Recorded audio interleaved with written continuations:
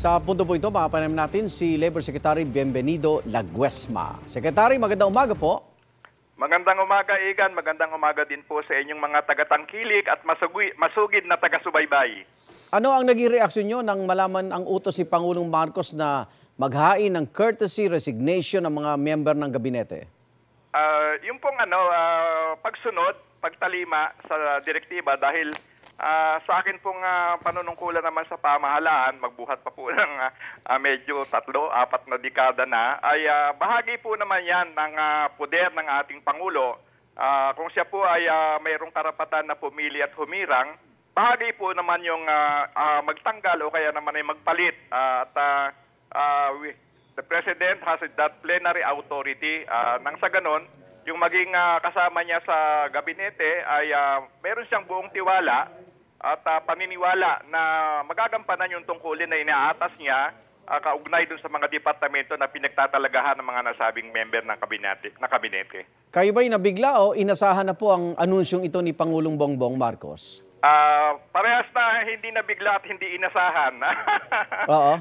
Pero ayun nga, sabi ko, bahagi po naman ng aming ng aming kumbaga sa senaryo o bahagi po din ng aming environment. Opo. Na anytime kinakailangan ay patuloy ang malaking tiwala at paniniwala ng Pangulo na ikaw ay talagang nakasusunod o nagagampanan mo yung tungkulin mo. So, kasi kahit anong panahon naman na ako'y unang naging kalihim, meron din ganyang pong klaseng kaganapan. Yung kami po ay nag-submit rin ng courtesy resignation. At bahagi po yan at naniniwala naman po ako na batay naman din sa mga gagawin na pagsusuri, siguro naman po ay isasaalang-alang ng ating Pangulo yung mga nagampanan o hindi man nagampanan, siguro yung maging bahagi ng kanyang pagpapasya. Nagkausap na ho ba kayo ng Pangulo?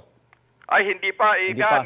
Ang huli pong usap namin ay nagkaroon po nung sectoral meeting. May kinalaman po sa yung pong estratehiya para muna po dito sa artificial intelligence kung saan naging bahagi po ako nung sectoral meeting. Pero wala naman po kaming pinag-usapan may kinalaman dito. Ang pinag-usapan po namin yung mga ginagawa ng department. Kaugnay po dito sa technological developments na nakaka-apekto po sa ating mga manggagawa. Opo.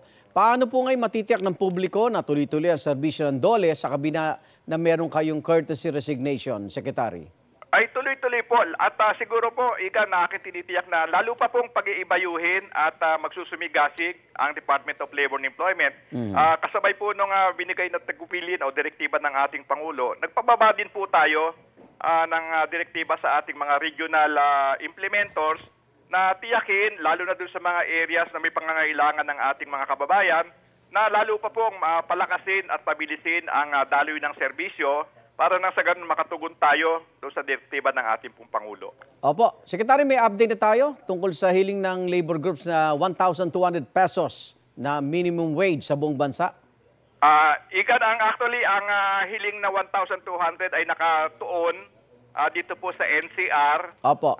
Dahil ang NCR, National Capital Region, Regional Tripartite Wages and Productivity Boards ay nagsisimula na ng proseso. Okay. Ang ulat po sa akin ay nagsimula ang kanilang konsultasyon at atin pong sigurong hayaan na dumaloy ang proseso. Opo. Dahil bilang kalihim ng paggawa at empleyo, Igan, ako po ang tumatayo ding chairman ng National Wages Productivity Commission at ayaw ko po na i-preempt o kaya pangunahan yung kanilang mga diskusyon. Total, lahat naman po ay magkakaroon ng pagkakataon na magpahayag ng kanilang saloobin o posisyon may kinalaman po sa mga hinihiling na karagdagan sa umiiral na minimum wage. Okay. Secretary, tiwala pa ba sa inyo ang Pangulo sa tingin nyo? Self-serving yan, Igan. Oo. Ang sa akin ay hintayin ang susunod na kabanata at habang naghihintay, lalo pong magtrabaho ng maayos at mabuti dahil nakikita ko naman po na siguro yan ay mga bahagi po yan ng mga batayan ng ating Pangulo kung nakikita na talagang ginagampanan mo ang iyong mandato na pinagkaloob sa iyo pong departamento. Opo.